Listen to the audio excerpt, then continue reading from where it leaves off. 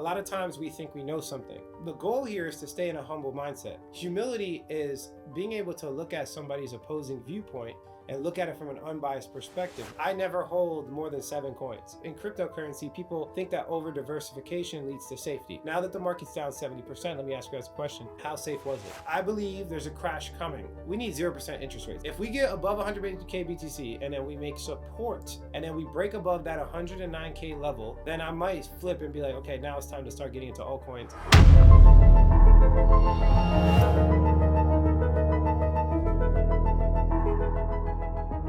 So let's answer some questions today. I assume that a lot of people have questions about the market because it's been rough lately. I've been doing crypto for 8 years. I made my first million at 25, and now I do crypto full time for the last 6 years. And yeah, I've gotten multiple 100x coins, and you guys know the credibility. You know I've been doing this for a while. I basically made the majority of my money off of buying Ethereum around $7. I dumped my entire bank account into it around that time period, and obviously it's up big. I'm literally just answering questions. And if you want to ask me any question, it's on my Instagram. So every Monday I do a poll. It's actually Alexander on crypto. So go to Instagram. Don't get scammed. There's a lot of fake accounts. Be careful. It's Alexander on crypto, and I will answer all of your questions. And so let's go over the first one. Number 1, what is your biggest learning for years in crypto? I think he's saying learning lesson. The number 1 learning lesson I could say, hands down, there is no comparison, is pride. A lot of times we think we know something and we're so sure of it. And there's a lot of emotions that can shift you into believing that your side of the story is true. And so the goal here is to stay in a humble mindset. Now, I know people have heard this before, but you don't really know what humility looks like. Humility is being able to look at somebody's opposing viewpoint that goes completely against what you think, right? Every little detail of what you think is completely wrong, basically, and look at it from an unbiased perspective. Meaning, a lot of people emotionally attach themselves to the coins. They're very attached to the coins. I've noticed, it's crazy. Even me sometimes, just the attachment people make to their buy or their sell or whatever is absurd. It's almost like it's their identity. For example, if somebody buys an asset and they're down 70%, the attachment they have is crazy. There's a concept called loss aversion, where basically because they lost money, they're so committed that they're willing to lose more. And it just doesn't make sense. You should look into this. I actually made a video, my last video, or 2 videos ago, where I talked about this concept. And long story short, bro, listening to somebody else, it would be very difficult. It's very difficult when you're listening to somebody else that opposes your viewpoint. And that's what humility is. That's true humility, where you can listen to them for real, though. Not just for surface, not just for people looking at you, but really, really look into what they're saying in an unbiased way.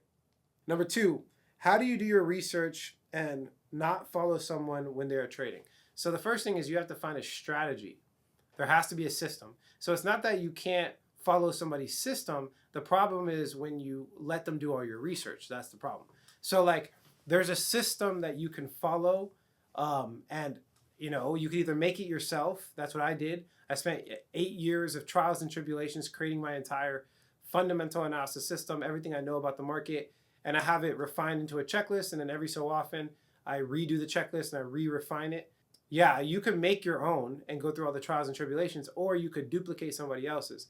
And this is why I always tell people, this is what I do in my group. I teach people my system, but it doesn't mean that you could just rely on me for research. You take my system and you create your own system out of that. That is what I recommend. Find somebody with credibility, take their system and make it into your own system. That's how you follow somebody, the right way. Don't follow their research, follow their system. There's a difference.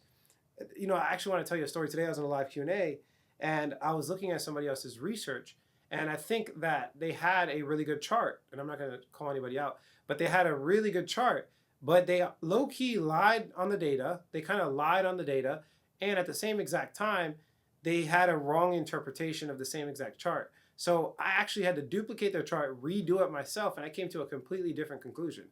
And so this is why it's important that the system is duplicated, not the research, because you don't know what they're going through. You don't know if somebody in their company is telling the researcher that they can only say the market's bullish.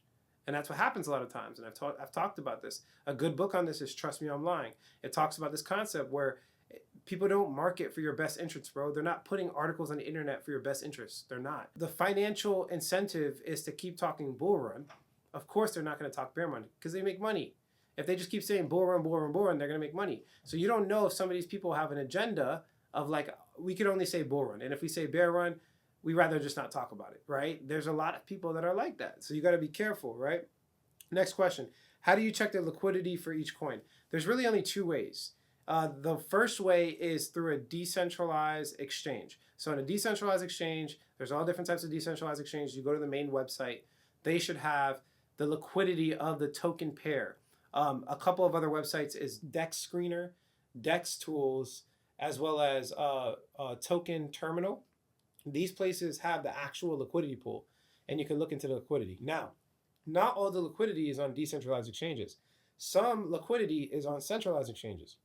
And this is, you can go on CoinMarketCap or CoinGecko, and you can look at the +2 liquidity depth. This doesn't give you a perfect number, but the +2 liquidity depth and the -2 liquidity depth basically tell you how much money it takes for a coin to pump 2%.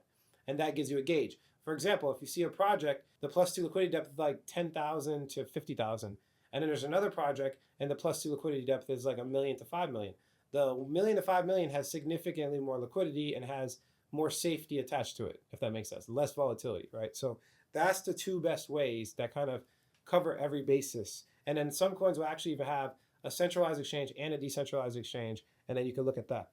Is 100 coins enough to hold on to? I think he's probably asking that question to trigger me, but I never hold more than 7 coins. So yes, that's absurd. See, I always explain this concept. In cryptocurrency, people think that over diversification leads to safety. Now that the market's down 70%, let me ask you guys a question. How safe was it? It wasn't safe at all, right? Because crypto is so small and has such lack of liquidity that the entire market goes down. Every crypto asset goes down. Now there's a couple of outliers, but over the 5 million coins, you'll find like maybe 20 that do well. So diversification will not serve you well in the crypto market. I believe true diversification comes from investing in different asset classes, meaning I hold on to gold and silver, I hold on to real estate and crypto. That is 3 different, completely different markets. And in that case, there's a chance for one goes down and the others go up. That's true diversification. What happens is people are taking their investment principles from traditional finance and they're trying to bring it into crypto and getting wrecked. They're getting wrecked. Crypto is not even, to me, bro, it's not even money at all. These are agreement vehicles. That's the best way I can explain it. They're agreement platforms. A whole bunch of people coming down agreement on this thing. There's no fundamentals in traditional finance that move over into crypto. There's a couple. You got to be careful. But most of them don't. Like you have to essentially delete everything you know. That's why I've always said people that are in traditional finance that have a little bit of background, they're sometimes in a worse scenario than someone that knows nothing. Why? Because they're a little bit prideful. They're willing to invest significantly more money, and they think that their systems work from traditional finance. So that's like, bro, that's like trap. That's a huge trap, right? And so one of them is over diversification. This person is over diversified and is likely losing a lot of money. If anything, with the more coins you have in crypto, you're actually substantially increasing the risk because you can't look over all those coins. I spend anywhere from 20 to 50 hours of research per coin. So think about it. How am I going to be able to put 40 hours worth of research in 100 coins? It doesn't make any sense at all. Another question. When do you believe is the best time to get into the market? This is a good question. The best time to get into the market is capitulation. And this is for any asset class. Capitulation, there's no exact definition, but my definition is basically when people start panic selling. So it's typically after a long period of down draw. So usually what happens is the market will already go down a lot, but people will be kind of smart about it. They're not selling, they're holding on, and they're not really making any emotional decisions, but the market is down a lot. And then there's like this moment where it just kind of like the price of the asset falls off a cliff. Like it just falls off a cliff and we see capitulation, right? That right there is when people start panic selling. They're just trying to get any dollar out the market. They don't care if it's worth 1/10 of what they had. They're done. They're fed up. They're just selling everything they have. That's capitulation. Those are the best times to buy by far. At what price or event would you invalidate having another crash? That's good. That's a good question. So there's a lot of, people that are opposing what I'm saying because I believe there's a crash. I believe it's very difficult for people to weather that. Today is what, March 18th? Yeah, March 18th. So don't, if you're watching this video a little bit later, I believe there's a crash coming. And he's asking at what price would you invalidate it? I wouldn't invalidate it at a price. If I were to, I would probably say when we go above 100K BTC. If we go above 100K BTC and we make support, then yeah, I'd probably be like, okay, maybe the bull run's in. Maybe my theory is wrong about the Federal Reserve. We need 0% interest rates. There's no way to invalidate that. We just need 0% interest rates. So yeah, it would be like 100K BTC, but really I'm not looking at price. I'm looking at interest rates, if that makes sense. If we get above 100K BTC and then we make clear support above 100K BTC, and then we break above that 109K level that we had, then I might flip and be like, okay, now it's time to start getting into altcoins. Maybe the interest rates is not affecting the market the way I thought it would. Next question. What's the chance of having no final crash and just going to fill up? What would you do? Okay, so I believe that there's I just said it today in my live Q&A. I think we're like 80% chance gonna come down to, man, don't quote me on this. In my live Q&A, I said 65K price level, there's like an 80% chance. And then us getting to 49, 50K BTC is like a 60-40. I think 60% chance we're gonna get to 50K BTC. That's where I'm sitting right now. So to give you specific numbers, but that 65K could have been 60K. I'm not sure. You just gotta watch the video because it's on the chart. Next question. How does a newbie buy crypto? I would buy, if I was brand new, I would use Coinbase. Coinbase is, the basic, but the goal here is to not be new. The goal here is to get as, seasoned as possible, simulate as much experience as possible, as quickly as possible. Because, and the reason I say this is because, like a newbie, you shouldn't put your money in if you're a newbie. You should be just watching the market, doing research. And if you're going to put your money in, you have to put a small amount. Don't put an aggressive amount. Is ETH good holding? I personally don't believe so. Why? Because altcoins just do so much better. They do significantly better, and they're about the same risk as Ethereum. I always talk about this. The market, people don't get this, but ETH will drop like 80%. So like, there's no safety in ETH. Bitcoin will drop like 70, 65%. There's no safety in that. That's not safety to me. So to me, if I'm going to get into crypto, I'm going to play it for what it is, which is a high risk, high volatile environment. Meaning, I'm not going to hold anything.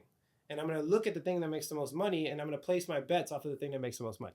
That's the way I believe in it. It's a very purist strategy, pure crypto strategy. You don't really see this in any other industry, but that's how I've made my millions. That's how I've made all my money. That's how I've been here for so long, is I have done pure crypto stuff, just like pure. That's how I've essentially learned business, investing, everything was in the crypto niche. So yeah, that's what I believe about that. If the Fed doesn't drop interest rates this week, what other event can spark capitulation? So I don't believe dropping interest rates is the reason for capitulation. I believe dropping interest rates is the remedy for capitulation. Meaning, usually when we've had, not usually, 100% of the time, we've had interest rates at 0%, it was because of an emergency. The first time was in 2000. The second time was in 2008. 2000 was basically the dot-com bubble. And then 2008 was the housing market crash. And then COVID. These three events got interest rates very low, like down to 1%, below 1%. And so this question's a little loaded. I don't think he understands. But the 0% interest rates is the remedy for a market crash. The market crashes. The Federal Reserve's like, oh, snap, this is real. We're dropping interest rates down to 0%. Right? That's the remedy for a market crash. So hopefully that answers your questions. But I do think that today, when it comes to interest rates today specifically, we are going to not see the Federal Reserve do anything. And that could lead to a short-term market. I don't believe maybe it leads to capitulation, but I think it's going to lead to just like a little dump. That's what I believe. But that's pretty much it for these questions, guys. Thank you for watching. Thank you so much. I'm going to be answering as much questions as I possibly can. My goal here is to serve you guys. It's not for views. It's not for clicks. I want to serve you and answer as many as I possibly can. So if you're new here, subscribe to the channel. I've been doing crypto for a long time, and I do give an unbiased perspective. That's my goal. I don't, do it for views. It's very unbiased. I will say the bear market. I will say market's dropping. I will say these things. A lot of crypto influencers won't. but I'm going to say it anyways. And that's pretty much it. If you like the quality of this content, hit like. If you don't, leave some constructive criticism. Subscribe for more video updates. And like I always say, if you don't get with it, you will get left behind. Catch you guys in the next video.